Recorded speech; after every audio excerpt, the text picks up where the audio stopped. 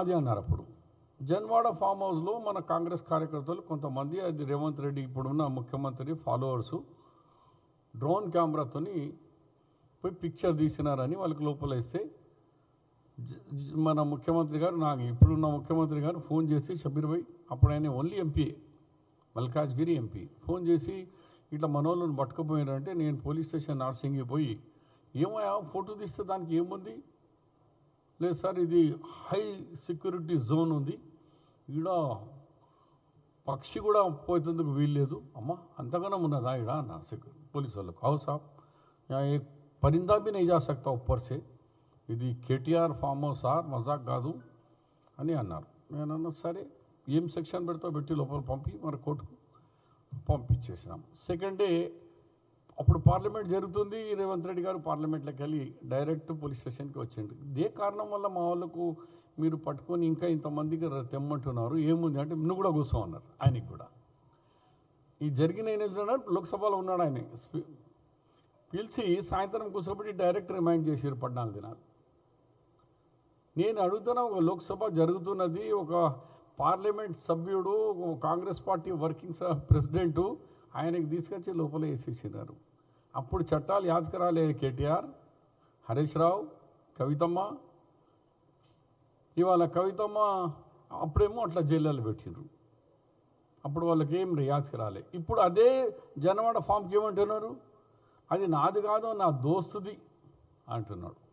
అంటే ఈయన అబద్ధాలు ఎట్లా ఉంది, ఇక్కడ రేస్లో అదే అంటున్నాడు, నేనే రెస్పాన్సిబుల్ అంటాడు, తర్వాత కోర్టులో వచ్చినాక నేను కాదంటాడు. ఈడ జన్వాడలో అప్పుడు రేవంత్ రెడ్డి గారికి లోపలేయాలనుకున్నప్పుడు ఇది మాదే అన్నారు, ఇప్పుడు అంటారు మాది కాదు అది మా దోస్తుది అంటున్నారు. కవితమ్మ ఏమో క్రైమ్ రేట్ పెరిగిపోతూ ఉన్నది. అవును, పెరుగుతున్న దానికి అయితే మేము కంట్రోల్ చేస్తున్నాం, కానీ దీనికి మూలకారులు ఎవరు? లిక్కర్ రానియమ్మ, నేను లిక్కర్తోనే కాదా సమాజం అంతా ఖరాబ్ అవుతున్నది, ఆ లిక్కర్ తాగే కదా మనుషులు ఒకరి మీద ఒకరు అటాక్ చేస్తున్నారు. ఈ క్రైమ్ రేట్ పెరిగేదానికి ఏంది? లిక్కర్ సప్లై ఎవరిది? మీది. మీకు ఇంకా కోర్టు బరీ చేయలేదు, కోర్టు మీకు మొత్తం క్లీన్ చీట్ లేదు, మీరు ఇంట్రీమ్ బెయిల్ మీద వచ్చినారు. దానికే పెద్దగా మీరు ఇంట్రీమ్ బెయిల్కే ఓ మై బాయర్ ఆగే నా మీద ఏం లేదు అని అంటున్నారు. ఒకసారి ఆకాశం మీద ఊమితే ఆకాశం మన మీదనే పడుతుంది. అగర్ ఆస్మాన్ పే ధూకే తో ధూక్ ఫిర్ హంపే గిడతావు.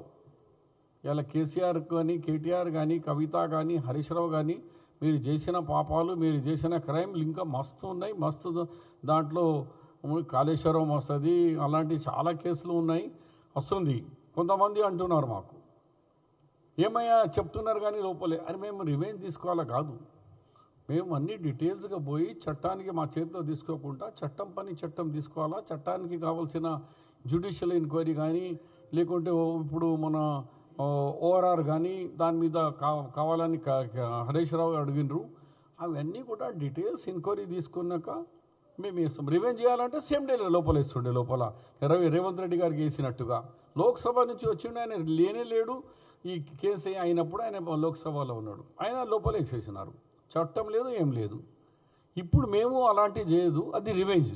ఇది కాదు, ఇది చట్ట ప్రకారంగానే మీకు అవకాశం అంటూ ఉంటేనే మీ చట్టం ప్రకారంగా law is take own course అని లా తీసుకుంటుంది.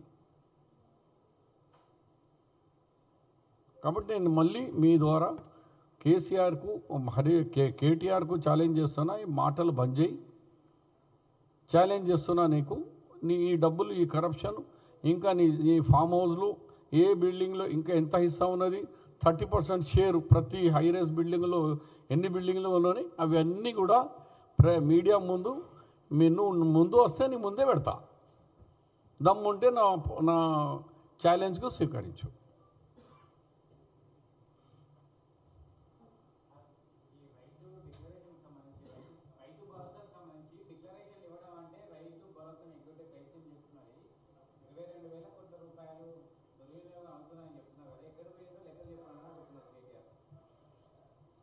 ఇప్పుడు నా ఒక మంచి మిత్రుడు తర్వాత వాళ్ళ పార్టీలో పోయాడు, గోదావరి దగ్గరనే ఉంది, వానికి 200 ఎకరాలు ఉంది. 200 ఎకరాల ల్యాండ్కు గోదావరి ఫుల్ ఉన్నప్పుడు 8 నెలలు గోదావరి పారుతుంది అక్కడ ఖానాపూర్ దగ్గర మంచిర్యాల.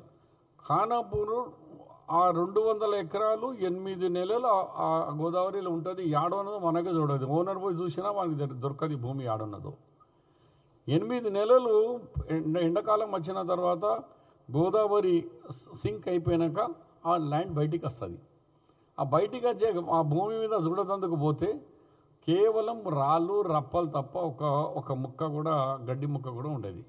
మా దోస్తుని నేను పోయిన ఆ భూమిలో వాళ్ళ నీ కిస్మతరా బాబు అంటే అన్న మా కేసీఆర్కి దండం పెట్టాలా, మా ఆవిడ కేసీఆర్ 20 లక్షల రూపాయలు వస్తున్నాయి అన్న. 10,000 చొప్పున 2 ఫసల్తోని 20 lakhs రూపీస్ ఒక్క వ్యక్తి. మరి ఏం చేస్తున్నారా బాబు అంటే ఇంకేం అమెరికా పోతున్నా బిడ్డ కొడుకు ఆండే ఉన్నారు. సగం 6 మాసాలు అటు 6 మాసాలు ఈడ ఉంటున్నా అన్న అంటాడు. ఇట్లా సింగిల్ కేసు చెప్పినా నీకు. ఒక్క పంట లేదు, ఒక గడ్డి మొలవది, 20 లక్షల రూపాయలు వస్తున్నాయి. ఇలాంటి నాలా కన్వర్షన్ ఎల్బీ నగర్లో అయిపోయి 30 సంవత్సరాలు అయింది. ఇంకా నాలా కన్వర్షన్ పేరు మీద కాకుండానే ఆ పట్టేదారులకు పైసలు వస్తూనే ఉన్నాయి. What is wrong? మన ట్యాక్స్ పే అమౌంట్ ఇట్లా దత్తదారం చేసే బదులు నీ భూమి కరెక్ట్ అఫిడవిట్ తీసుకొని ఎంతవరకు నేను ఇప్పుడు 37 ఎకరాల 33 ఎకరాల పట్టేదారిని, మొత్తం ల్యాండ్ నాది అయితలేదు. కొన్ని బావులు ఉన్నాయి, కొన్ని వ్యవసాయం లేదు. ఎంత వ్యవసాయం ఉంది నేను ఇస్తాను. దాని తర్వాత వాళ్ళు వచ్చి ఎంక్వైరీ చేస్తారు. నీవు ఉన్న పట్టేదారుకి నీకున్న దాంట్లో ఎంత వ్యవసాయం చేస్తున్నావు, నీతి నిజాయితీతో నిన్నానా, లేకుంటే ఎలక్షన్ అఫిడవిట్ ఎందుకు ఇస్తున్నాం మరి ఎలక్షన్ కమిషన్కు? మా ప్రాపర్టీ ఇంత ఉన్నది, నా మీద ఈ కేసు ఉంది, నా మీద ఎందుకు ఇస్తున్నాం? అట్లనే ఒకవేళ రైతు నాకు ఇంత భూమి ఉంది కానీ నాకు వ్యవసాయం ఇంతే ఉంది అని రాసేస్తే తప్పేముంది?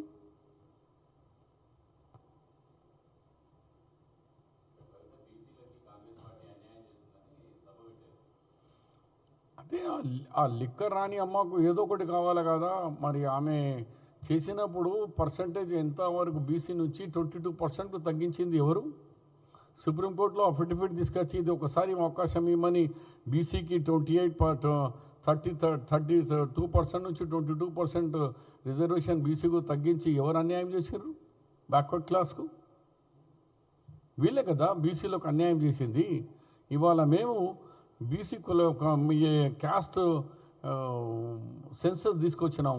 దానిలో మనకు అన్నీ తెలుస్తుంది. బీసీలో ఎంత పర్సెంట్ ఉంది, మైనారిటీస్ ఎంత ఉన్నారు, దళితులో సబ్ క్యాస్ట్ ఎంత ఉన్నారు, ప్రతి ఒక్కటి వస్తుంది. కొంచెం వెయిట్ చేయండి. అలాగే ఆరోపణలు నేను రాష్ట్ర ప్రభుత్వానికి మీ ద్వారా ధన్యవాదాలు, కృతజ్ఞతలు సబ్ కమిటీకి తెలియజేస్తున్నాను. సబ్ కమిటీ నిన్న తీసుకున్న నిర్ణయంలో ఈ రైతు భరోసా స్కీమ్లో ఎంతమందికి వ్యవసాయం ఉన్నదో పంట వేసిన వాళ్ళకి అందరికీ రైతు భరోసా పైసలు ఇస్తాం. ఎన్ని ఎకరాలను ఉండే నో లిమిట్. నాకు 30 ఎకరాలు 30 ఎకరాల పంట ఉంటే 30 ఎకరాలు పైసలు వస్తాయి. 2 ఎకరాలు ఉంటే 2 ఎకరాల పైసలు వస్తాయి. పంట మీదనే, భూమి మీద కాదు. పంట ఎంత వేసినో ఖరీఫ్లో కానీ రబీలో కానీ అలగలగ్ దాని మీదనే డబ్బులు. దానివల్ల మన డబ్బు వేస్ట్ పోకుండా, అన్యాయంగా ట్యాక్స్ పే అమౌంట్ బీదోళ్ళకు పోకుండా ధనవంతులకు ఇచ్చుడు ఎక్కడదా సిస్టమ్ అది. కాబట్టి సబ్ కమిటీ తీసుకున్న నిర్ణయానికి నేను బిహాఫ్ ఆఫ్ అడ్వైజర్గా, ఒక ఫార్మర్గా దీనికి వెల్కమ్ చేస్తున్నాను.